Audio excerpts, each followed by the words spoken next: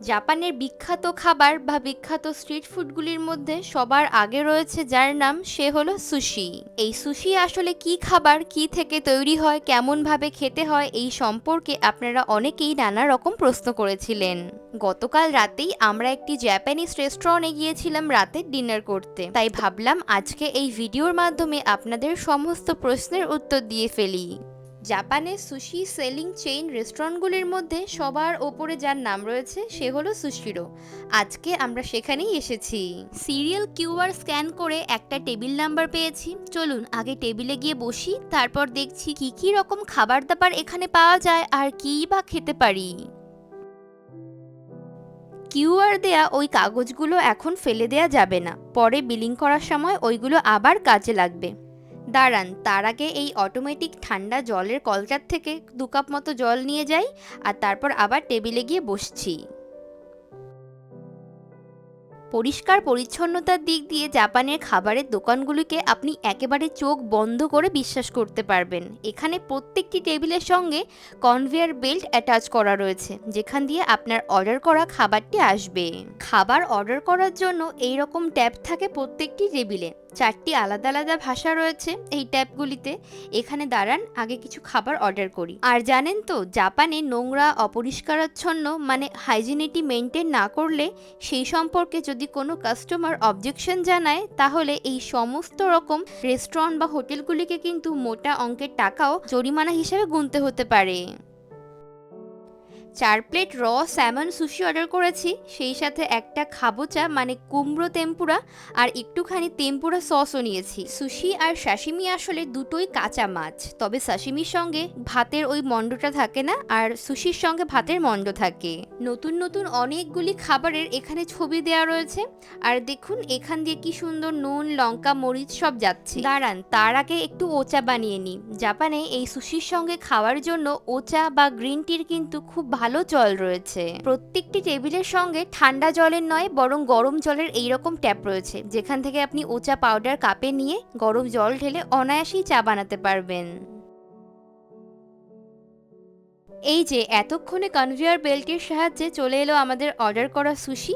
এইবার আপনাদের ভালো করে দেখাবো কিভাবে খেতে হয় আর এই সুশি কি দিয়ে তৈরি। তেল, নুন, মশলা, ঝাল কিছুই নেই, শুধুমাত্র ভাতের একটি মণ্ড রয়েছে যেটা এক গালে নেওয়া যায়, আর রয়েছে তার উপরে কাঁচা মাছের ফিলে। এটা স্যামন মাছ। মাছটা যেমনি সুস্বাদু তেমনি খুবই সফট। পুরোপুরি কাঁচা মাছের একটি খাবার হলেও এর মধ্যে কিন্তু কোনো ফিশি স্মেল অথবা কোনো কাঁটা আপনি পাবেন না। টেবিলের পাশে এরকম চপস্টিক থাকে, সেখান থেকে একটা চপস্টিক নিলাম। দাঁড়ান, এইবার দেখি আর কি কি রয়েছে এখানে। সুশির সাথে খাওয়ার জন্য ওয়াসাবি ভরা এরকম ছোট্ট ছোট্ট স্যাশে বা প্যাকেট রয়েছে। ওয়াসাবি হলো এক ধরনের ঝাল জাতীয় হার্বস। ঝাল জাতীয় একটি হার্বস হলেও লঙ্কার মতো ওইরকম ঝাল নয়। বেশি খেয়ে ফেললে এই ওয়াসাবির কারণে কিন্তু আপনার মাথা ঘোরাতে পারে, চোখ জ্বালা করতে পারে, আবার কিছুক্ষণের জন্য দমও বন্ধ হয়ে আসতে পারে। সুশির ওপরে ওয়াসাবি আর সয়া সস মিশিয়ে তারপরই খেতে হয়, আর তার সঙ্গে সাইড ডিশ হিসাবে বা কমপ্লিমেন্টারি হিসাবে থাকে এই রকম আদার চাটনি। চাটনি বললাম বটে, তবে চাটনির মতো কিন্তু একেবারেই খেতে নয়। নুন, ঝাল, মিষ্টি কিচ্ছু নেই, শুধুমাত্র সাধারণ কচি আদাগুলিকে দীর্ঘদিন ধরে ভিনিগারের মধ্যে চুবিয়ে রাখা হয়। এর ফলেই তৈরি হয় এই পিকল জিঞ্জারটি। খেতে একটু মিষ্টি মিষ্টি, সামান্য ঝাঁঝালো আর কিছুটা টক টক স্বাদের। এখন হলো সুশি টেস্ট করার পালা। তার আগে একটা প্যাকেট থেকে কিছুটা ওয়াসাবি বের করে নিচ্ছি, আর সামান্য সয়া সসও ওর উপরে দিতে হবে। আর আপনারা আমাকে অনেকেই বলেছিলেন আমি বাঙালি হয়ে কিভাবে কাঁচা মাছ বা এই সুশি খাচ্ছি। দেখুন, খাবারের আর কি দোষ, আমরা মানুষরাই তো বানিয়েছি। এটা খাওয়া যাবে না, ওটা খাওয়া যাবে না, তবে ছোটবেলা থেকে আমার বাবা মা আমাকে যা যা শিখিয়েছে, মানে কোন খাবারটি খাওয়া যায় আর কোন খাবারটি খাওয়া আমার উচিত নয় এমন খাবার বাদ দিয়ে এই বাদবাকি সবকিছু কিন্তু আমি খেতে বড্ড ভালোবাসি। বাঙালি হয়ে কাঁচা মাছ খেতে আমার কোনো আপত্তি নেই, কারণ এর মধ্যে কোনো ফিশি স্মেল নেই। ভালো মানের সুশি কিন্তু সবসময় মুখে দেওয়ার সঙ্গে সঙ্গেই গলে যায়।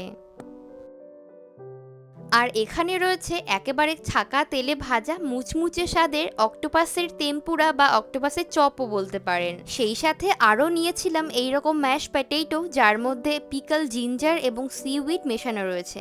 ওপরে রয়েছে শিশামো মাছের কাঁচা ডিম। গুঙ্কান সুশি হিসাবে এই শিশামো মাছের কাঁচা ডিম কিন্তু জাপানে ভীষণ বিখ্যাত। শিশামো মাছের এই কাঁচা ডিমগুলি মুখের মধ্যে গেলে পুটপাট করে ওই লঙ্কা বাজির মতো শব্দ হয়। মাছের কাঁচা ডিম তাই জন্য খেতে একটু নোনতা স্বাদের। এখন যেটা দেখছেন হলুদ রঙের লম্বা দেখতে, এটা হলো জাপানিজ তামাগোয়াকি বা এগ অমলেট, একটু মিষ্টি মিষ্টি নোনতা স্বাদের। আরও এক ধরনের তামাগোয়াকি রয়েছে যার মধ্যে উনাগি বা ইল মাছের পুর ভরা রয়েছে, মিষ্টি মিষ্টি খেতে আর একটু সয়া সসি স্মেল। এখন তো প্রায় রাত 9টা মতো বাজে, ওই জন্য কনভেয়ার বেল্টে এখন আর কোনো খাবার তেমন দেখা যাচ্ছে না। একটু আগে আগে এলে সকালের দিকটায় অনেক খাবার এখানে ঘোরাফেরা করে। যেহেতু রাতের লাস্ট অর্ডার হতে আর বেশিক্ষণ বাকি নেই, তাই জন্যই কনভেয়ারে এখন কোনো খাবার দেখা যাচ্ছে না। এর আগে অনেক ভিডিওর মধ্যেই আপনারা আমাকে অনুরোধ করেছিলেন যদি আমি টুনা মাছ খাই তাহলে যেন আপনাদেরকে একবারটি ভিডিও করে দেখাই। সম্পূর্ণ কাঁচা টুনা মাছের একটি পিস রয়েছে, তার সাথে একটু অ্যাভোকাডো, ঝালঝাল সস এবং সামান্য গ্রিন অনিয়ন রয়েছে। বাঙালি হলেও আমি অনেক কিছুই করি যা অন্য বাঙালিরা করে না, আর সুশি আমার ভীষণ প্রিয়, যা মুখে দিলে একেবারেই মিলিয়ে যায়।